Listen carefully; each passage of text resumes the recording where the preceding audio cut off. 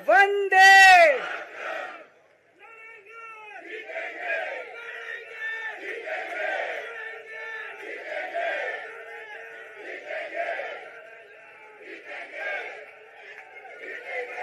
मंच,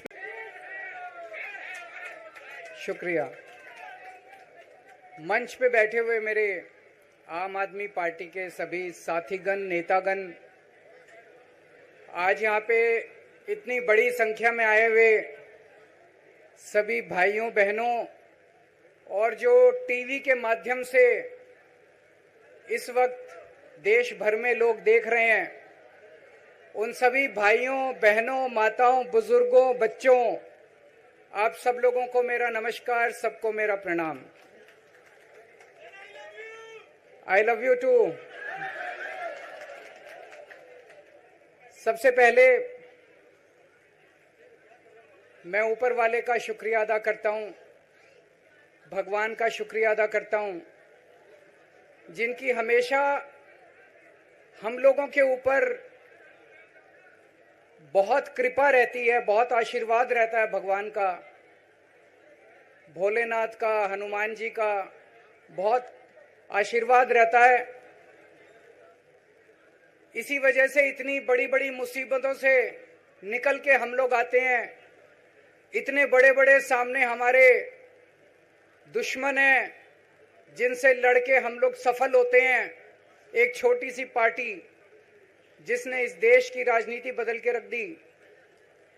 मैं इसीलिए सबसे पहले ऊपर वाले का पूरे सम्मान के साथ शुक्रिया अदा करता हूं और आशीर्वाद चाहता हूं।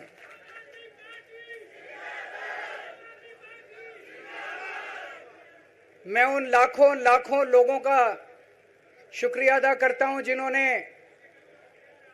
हम लोगों के लिए, जब हम लोग जेल में थे, मैं, मनीष सिसोदिया जी, संजय सिंह जी, विजय नायर जी, अभी सतिंदर जैन जी हैं, अमानतुल्लाह खान हैं, उनको वो भी जल्दी आएंगे मैं उम्मीद करता हूं। जिन जिन लोगों ने हमारे लिए दुआएं की, मन्नतें मांगी, मंदिर मस्जिद गिरजे गुरुद्वारे गए, उन सब लोगों का मैं तहे दिल से शुक्रिया अदा करता हूं।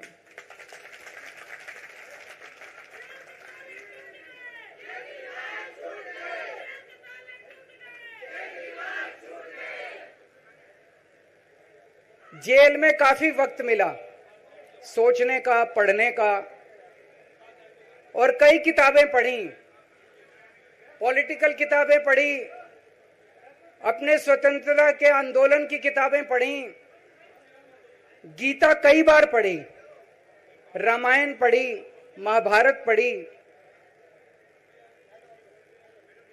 आज मैं अपने साथ एक किताब लेके आया हूं, ये भी मैंने कई बार पढ़ी, भगत सिंह की जेल डायरी। आप लोगों ने पढ़ी है?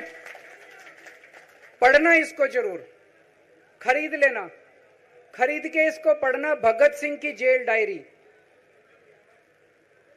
जब भगत सिंह जेल में थे, आज से 90-95 साल पहले, उन्होंने जेल के अंदर अपने लेख लिखे थे, वो लेख इसमें हैं।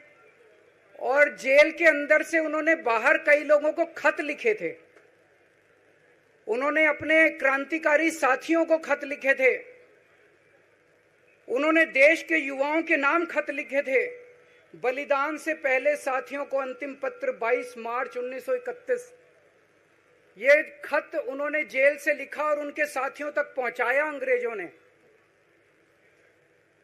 बटुकेश्वर दत्त की बहन प्रोमिला को पत्र, बचपन के दोस्त जयदेव गुप्ता को पत्र, वाइसरॉय को पत्र, ये सारे पत्र अंग्रेजों ने भगत सिंह के पहुंचाए। युवाओं के लिए जो पत्र लिखा, वो पत्र बकायदा युवाओं के एक सम्मेलन में पढ़ के सुनाया गया। भगत सिंह की शहादत के 95 साल बाद आजाद भारत के अंदर एक क्रांतिकारी मुख्यमंत्री जेल गया। मैं अभी जेल गया, मैंने जेल से एक ही पत्र लिखा था एलजी साहब को। 15 अगस्त था, देश का स्वाधीनता दिवस था। देश के आजादी के दिवस के ऊपर दिल्ली का मुख्यमंत्री दिल्ली सरकार की तरफ से झंडा फहराता है। मैंने एलजी साहब को 3 दिन पहले चिट्ठी लिखी, 15 अगस्त के 3 दिन पहले, कि एलजी साहब, मैं चूंकि जेल में हूं, मेरी जगह आतिशी जी को झंडा फहराने की इजाजत दी जाए। कुछ गलत तो नहीं लिखा? वो चिट्ठी मेरी एलजी साहब तक नहीं पहुंचाई गई, मुझे चिट्ठी वापस करी गई और मेरे को ये वार्निंग जारी की गई। ये वार्निंग भी लेके आया हूं, जिंदगी भर साथ रखूंगा ये मेरे को वार्निंग दी गई कि दूसरी बार अगर आपने एलजी साहब को चिट्ठी लिखने की हिम्मत करी तो आपके साथ जो फैमिली मुलाकात होती है हर हफ्ते, वो फैमिली मुलाकात बंद कर दी जाएगी। मैं मन में सोच रहा था, अंग्रेजों ने भी नहीं सोचा था कि आजाद भारत के अंदर 95 साल के बाद अंग्रेजों से ज्यादा क्रूर और अत्याचारी शासक इस देश के ऊपर आएगा। आपने सुना होगा बटुकेश्वर दत्त और भगत सिंह ने असेंबली में एक बम फेंका था, या सुना है सब लोगों ने? तो दोनों को जेल हुई, दोनों को एक ही जेल में रखा गया, बगल बगल वाली कोठरी में रखा गया। ये मैं चिट्ठी पढ़ के सुना रहा हूं आपको भगत सिंह की, जो उन्होंने प्रमिला को, बटुकेश्वर दत्त की बहन को लिखा। कल रात बट्टू को किसी दूसरी जेल में भेज दिया गया है, तब तक वो उनके साथ ही था भगत सिंह के। ये चिट्ठी 17 जुलाई 1930 की है। उनकी जुदाई मेरे लिए असहाय हो रही है। भगत सिंह लिख रहे हैं बटुकेश्वर दत्त की बहन को कि बटुकेश्वर दत्त की जुदाई मेरे लिए असहनीय हो रही है। आज पहला दिन है जब मैं अपने को पूरी तरह उद्विग्न पा रहा हूं और मेरे लिए हर मिनट एक बोझ बन गया है। एक मित्र से जुदा होना सचमुच सगे भाई से भी ज्यादा प्रिय थे मेरे को बटुकेश्वर। तो दोनों साथ रहते थे। 95 साल के बाद मनीष सिसोदिया और केजरीवाल एक ही केस में जेल जाते हैं। मनीष सिसोदिया को अलग जेल में रखते हैं, मेरे को अलग जेल में रखते हैं, साथ मिलने की इजाजत नहीं दी जाती। आजादी की लड़ाई जब हुई, जवाहरलाल नेहरू जेल गए, महात्मा गांधी जेल गए, बाबा साहब अंबेडकर जेल गए, चंद्रशेखर आजाद जेल गए, अशफाकुल्ला जेल गए, कितने स्वतंत्रता सेनानी जेल गए, कई कई सालों तक जेल गए। जब वो जेल जाते थे उनसे मुलाकात के लिए उनके साथी उनसे मिलने जाया करते थे, उनके घर के लोग जाते थे, उनके रिश्तेदार उनसे मिलने जाते थे, और जब वो मिलने के लिए जाते थे वो उनसे पॉलिटिकल बातें करते थे। वो उनसे बातें करते थे कि कैसे अंग्रेजों को उखाड़ के फेंकना है, जब मिलने के लिए जेल में जाते थे। जब मैं जेल में था एक दिन संदीप पाठक मेरे से मिलने के लिए आया। मैं भी पॉलिटिकल आदमी हूं, वो भी पॉलिटिकल, हमारी पार्टी का संगठन मंत्री है। आके उसने मेरे से पॉलिटिकल बातें करी। और क्या करता, रोमांटिक बातें थोड़ी करता। तो पॉलिटिकल आदमी वो, पॉलिटिकल आदमी मैंने उससे पूछा देश में क्या चल रहा है, उसने देश की पॉलिटिकल हालत बताई। मैंने उससे पूछा पार्टी में क्या चल रहा है, उसने संदीप पाठक को ब्लैकलिस्ट कर दिया गया। उसके बाद मेरे से मिलने नहीं दिया गया। भगत सिंह जब फांसी पे चढ़े, उन्होंने सपने में भी नहीं सोचा था कि ऐसा भारत होगा। आज से 95 साल के बाद इस देश के अंदर इतनी क्रूर और अत्याचारी सरकार आएगी कि अंग्रेजों को भी पीछे छोड़ देगी। दोस्तों,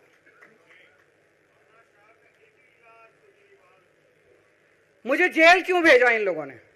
ऐसा नहीं कि केजरीवाल ने कोई भ्रष्टाचार किया, वो इनको भी पता है, मेरे को भी पता है, आपको भी पता है। इन्होंने जेल क्यों भेजा मेरे को? इनका मकसद था आम आदमी पार्टी को तोड़ना। इनका मकसद था केजरीवाल के हौसले को तोड़ना, केजरीवाल की हिम्मत को तोड़ना। इन्होंने फॉर्मूला बना रखा है।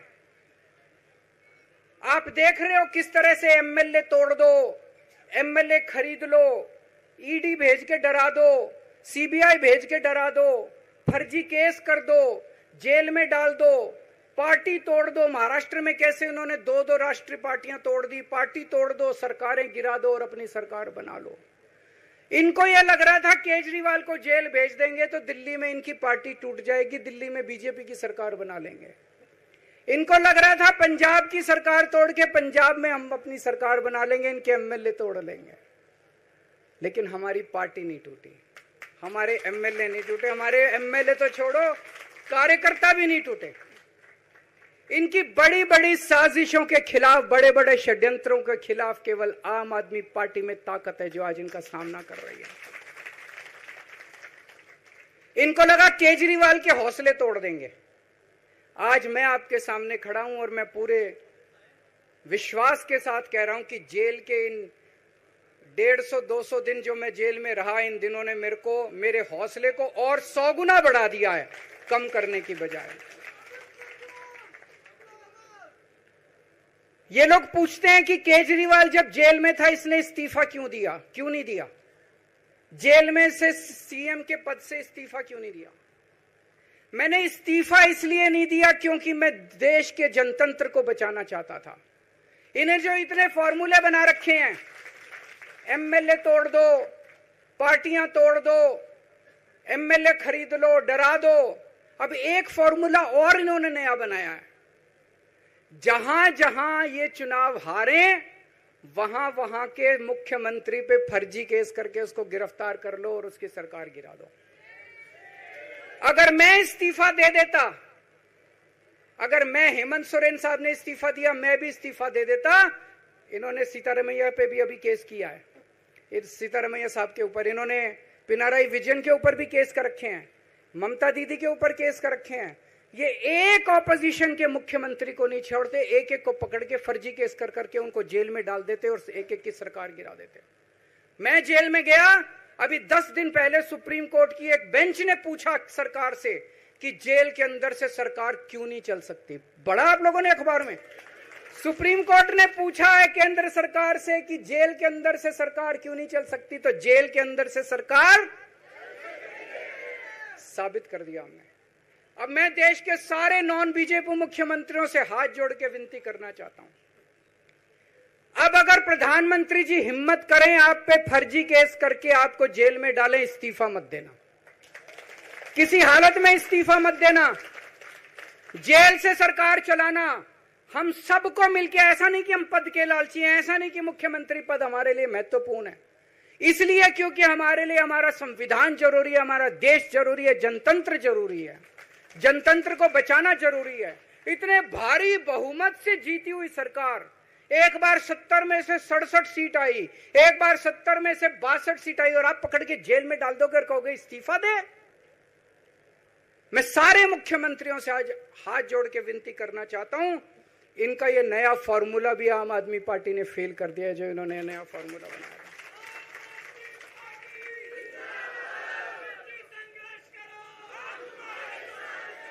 आज इनकी हर षड्यंत्र, हर साजिश से सामना करने की ताकत आम आदमी पार्टी में है। क्यों? क्योंकि हम ईमानदार हैं। दिल्ली में सरकारी स्कूल थे, गरीबों के बच्चे सरकारी स्कूल में पढ़ने जाया करते थे। सरकारी स्कूलों की हालत बहुत खराब थी, गरीबों के बच्चों का कोई भविष्य नहीं था। 16 लाख बच्चे दिल्ली के सरकारी स्कूलों में पढ़ते थे। टूटे फूटे टिन के स्कूल थे, डिब्बे थे, स्कूल क्या डिब्बे थे, कोई पढ़ाई नहीं होती थी, गरीबों के बच्चों का भविष्य खराब था। उन गरीबों के बच्चों को पिछले 10 साल के अंदर 18 लाख बच्चों को हमने सरकारी स्कूल अच्छे बना के भविष्य दिया है। हम ये कैसे कर पाए? हम ये कर पाए क्योंकि हम ईमानदार हैं। आज अगर किसी के घर में कोई बीमार हो जाए, प्राइवेट में ले जाओ, लाखों लाखों रुपए खर्च हो जाते हैं। अगर थोड़ी सी सीरियस बीमारी हो, छोटी सी बीमारी हो, 10-15 हजार रुपए कहीं नहीं गए, इन बड़े बड़े अस्पतालों में ले जाओ। दिल्ली के अंदर हर सरकारी अस्पताल को शानदार बनाया, नए नए सरकारी अस्पताल खोले, गली गली में मोहल्ला क्लिनिक खोला, लोगों की चाहे अमीर हो चाहे गरीब हो, सबका इलाज, सबकी दवाइयां, सबके टेस्ट, पूरा इलाज मुफ्त कर दिया। क्यों? क्योंकि हम ईमानदार हैं। आज दिल्ली की महिलाएं जब बस में सफर करती हैं, उनकी टिकट नहीं लगती। बाकी देश की सरकारें घाटे में चल रही हैं, दिल्ली की सरकार ये सब सुविधा देने के बावजूद फायदे में चल रही है। क्यों? क्योंकि हम ईमानदार हैं। आज दिल्ली के अंदर इतनी सुविधाएं, 24 घंटे बिजली आती है आज दिल्ली में, पहले 8-8 घंटे के पावर लगते थे। हम ये कर पाए क्योंकि हम ईमानदार हैं। आज दिल्ली के लोगों को फ्री बिजली मिल रही है, कैसे? क्योंकि हम ईमानदार हैं। आज दिल्ली में जगह जगह सीसीटीवी कैमरे लग गए, स्ट्रीट लाइट्स लग रही हैं, लोगों को तीर्थ यात्रा कराई जा रही है। इतने कच्ची कॉलोनियों के अंदर पिछले 75 साल में इतनी सड़कें और गलियां नहीं बनी जितनी पिछले 10 साल के अंदर में सड़कें और गलियां बना दी। 75 साल के अंदर दिल्ली में इतनी पानी की पाइपलाइन नहीं डली जितने पिछले 10 साल के अंदर पानी की पाइपलाइन डाल दी। कहां से आया पैसा? क्यों? क्योंकि हम ईमानदार हैं। ये हमारी ईमानदारी से डरते हैं, ये हमारी ईमानदारी से डरते हैं। ये बिजली फ्री नहीं कर सकते, क्यों? ये बेईमान है। ये स्कूल ठीक नहीं कर सकते, इनकी 30-30 साल से सरकारें चल रही हैं कई राज्यों के अंदर, 25-25 साल से, 15-15 साल से इनकी सरकारें चल रही हैं। ये स्कूल ठीक नहीं कर सकते, अस्पताल ठीक नहीं कर सकते, ये फ्री इलाज नहीं दे सकते, ये बिजली फ्री नहीं कर सकते, ये 24 घंटे बिजली नहीं कर सकते। क्यों? ये बेईमान, ये बेईमान है। आज इन्होंने ईडी छोड़ दी, इनकम टैक्स छोड़ दिया, दिल्ली पुलिस छोड़ दी, इतने केस कर दिए हमारे ऊपर, और हम डट के खड़े हैं इनके खिलाफ, इनका मुकाबला कर रहे हैं क्योंकि हम ईमानदार हैं। इसलिए ये मेरे को बेईमान साबित करना चाहते हैं, ये मेरे को बेईमान साबित करना चाहते हैं। मेरे ऊपर कीचड़ फेंक रहे हैं, मेरे ऊपर लांछन लगा रहे हैं, मुझे सुबह शाम गालियां देते हैं। लेकिन मेरे लिए बीजेपी इंपॉर्टेंट नहीं है, मेरे लिए आप लोग इंपॉर्टेंट हो। अगर देश की जनता, दिल्ली की जनता को लगता है केजरीवाल बेईमान है, मैं 1 मिनट के लिए सीएम की कुर्सी पे भी नहीं बैठूंगा। 1 मिनट के लिए मैं बैठने को तैयार नहीं। मैंने अपने जीवन में कुछ नहीं कमाया, मेरा बैंक अकाउंट खाली है, हमारी पार्टी का बैंक अकाउंट खाली है। मैंने जिंदगी में कुछ नहीं कमाया, अपनी इज्जत और अपनी ईमानदारी के सिवा मेरे पास कुछ नहीं आया। इनकम टैक्स में कमिश्नर की नौकरी करता था, 2000 में नौकरी छोड़ के सन 2000 से 2010 तक 10 साल मैंने दिल्ली की झुग्गियों के अंदर बिताए हैं। कुछ महीने दिल्ली की झुग्गियों में जाके रहा मैं, झुग्गी के अंदर, नंद नगरी, सुंदर नगरी की झुग्गियों के अंदर मैंने गली गली में खाक छानी है कि गरीब आदमी रहता कैसे, उसके घर का गुजारा कैसे चलता है। अगर पैसे कमाने हो तो इनकम टैक्स कमिश्नर की नौकरी बुरी नहीं थी। और जब मैंने नौकरी छोड़ी थी तब कोई पार्टी नहीं थी, कुछ नहीं थी। ऐसा नहीं था कि उस टाइम ये था मुख्यमंत्री बनने चला था या कोई पार्टी, कुछ नहीं था, कोई भविष्य नहीं था, केवल देश के लिए जुनून था कि देश के लिए कुछ करना है, देश के लिए कुछ करने हैं। 49 दिन की सरकार के बाद इस्तीफा दिया था, अपने असूलों के लिए इस्तीफा दिया था। किसी ने इस्तीफा मांगा नहीं था, अपने आप इस्तीफा दिया था। आज के तारीख में, आज के जमाने में कोई अपनी चपरासी की नौकरी नहीं छोड़ता। मैंने मुख्यमंत्री की कुर्सी छोड़ी थी, अपने आप छोड़ी थी। ना पद का लालच है, ना दौलत का लालच है, केवल देश के लिए कुछ करने का जुनून है, देश के लिए कुछ करने के लिए आए हैं।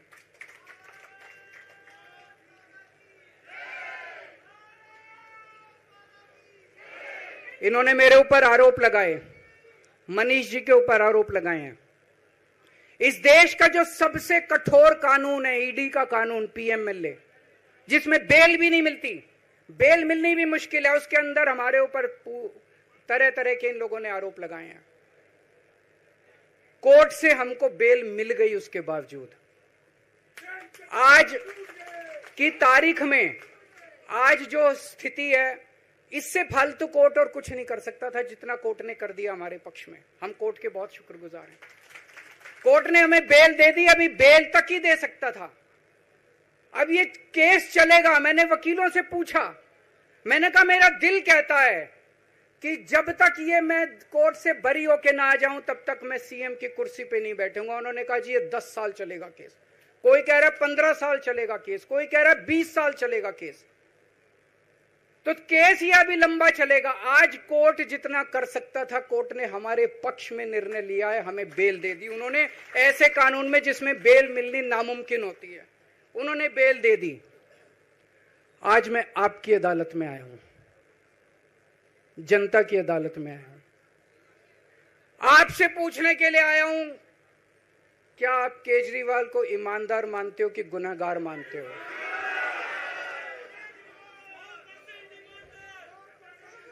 मैं दिल्ली की जनता से पूछना चाहता हूं, मैं देश की जनता से पूछना चाहता हूं कि क्या केजरीवाल ईमानदार है कि गुनहगार है? दोस्तों, 2 दिन के बाद, आज से 2 दिन के बाद मैं सीएम की कुर्सी से इस्तीफा देने जा रहा हूं।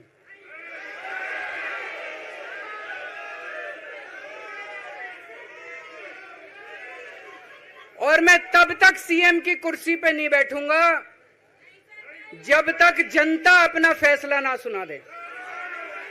मैं जनता के बीच में जाऊंगा, गली गली में जाऊंगा, घर घर में जाऊंगा, और जब तक जनता अपना फैसला ना सुना दे कि केजरीवाल ईमानदार है, तब तक मैं सीएम की कुर्सी के ऊपर नहीं बैठूंगा।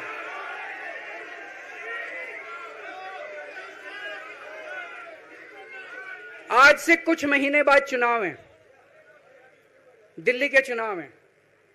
मैं जनता को निवेदन करना चाहता हूं, अपील करना चाहता हूं, अगर आपको लगता है केजरीवाल ईमानदार है, मेरे पक्ष में वोट दे देना।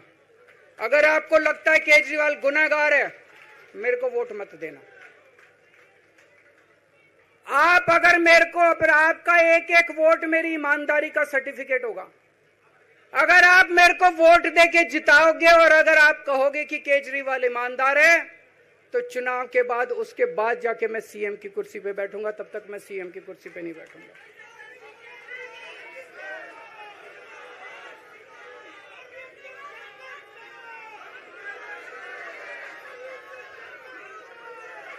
आपको लग रहा होगा अभी अभी जेल से रिहा होके आया है, ये कैसा क्यों बोल रहा है? अभी अभी जेल से रिहाई होके आया है, अब ये इस्तीफा क्यों दे रहा है? इन्होंने मेरे ऊपर आरोप लगाया है, इन्होंने आरोप लगाया है कि केजरीवाल चोर है, इन्होंने आरोप लगाया है केजरीवाल भ्रष्टाचारी है, इन्होंने आरोप लगाया है केजरीवाल ने भारत माता के साथ धोखा किया है। ये करने के लिए नहीं आया था मैं, सत्ता से पैसा और पैसे से सत्ता, इस खेल के खेलने के लिए मैं नहीं आया था। मैं देश के लिए कुछ करने के लिए आया था। जब 14 साल के बाद भगवान राम वनवास से लौटे, सीता मैया को अग्नि परीक्षा देनी पड़ी थी। आज मैं जेल से आया हूं, मैं अपनी अग्नि परीक्षा देने के लिए तैयार हूं।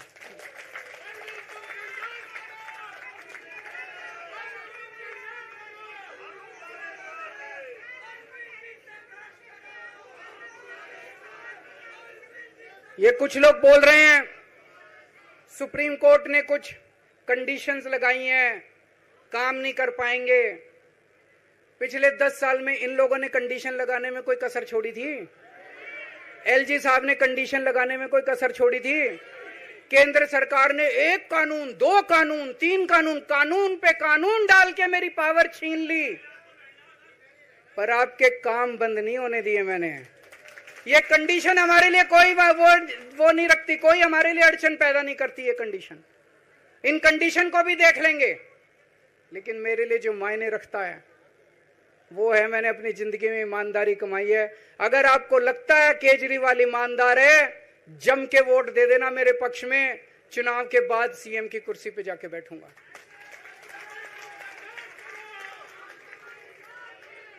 फरवरी में चुनाव है।